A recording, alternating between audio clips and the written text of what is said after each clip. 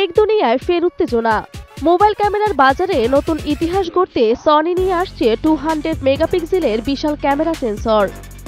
Digital chat স্টেশনের তথ্য মতে এই ক্যামেরা সেন্সর স্যামসাং এর আইসোসেল HP9 সেন্সরকে জোরদার টক্কর দেবে।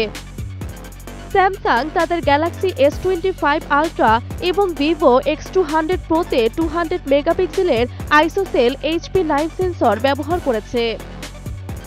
তবে সনি এবার আরও বড় সেন্সর আনতে চলেছে, যার সাইজ হবে 1.3 ইঞ্চির চেয়েও বড়। এর ফলে অতিরিক্ত আলো ক্যাপচার করে আরও ভালো ডিটেল ও নাইট ফটোগ্রাফি নিশ্চিত করবে এই নতুন সেন্সর। বাজারে থাকা 50 মেগাপিক্সেল সেন্সরের যুগ শেষ। এই 200 মেগাপিক্সেল সেন্সর ভবিষ্যতে ফ্ল্যাগশিপ স্মার্টফোনের প্রধান ক্যামেরা হিসেবে ব্যবহৃত হবে। স্ন্যাপড্রাগন 8 এলাইট 2 এবং মিডিয়াটেক ডাইমেনসিটি 9500 এর মতো শক্তিশালী চিপসেটের সঙ্গে এই ক্যামেরা সেন্সর ব্যবহার করা হবে। সনি নিজেদের আসন্ন ফ্ল্যাগশিপ ফোনেও এই সেন্সর ব্যবহার করতে পারে বলে গুঞ্জন ছড়িয়েছে।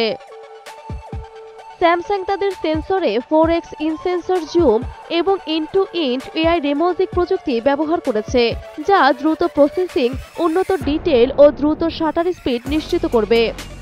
তবে সনি কোনো নতুন প্রযুক্তি নিয়ে আসছে কিনা তা এখনও অজানা। সনির এই উদ্যোগের ফলে ভবিষ্যতে মোবাইল ক্যামেরা সরাসরি DSLR-কে টেক্কা দিতে পারবে।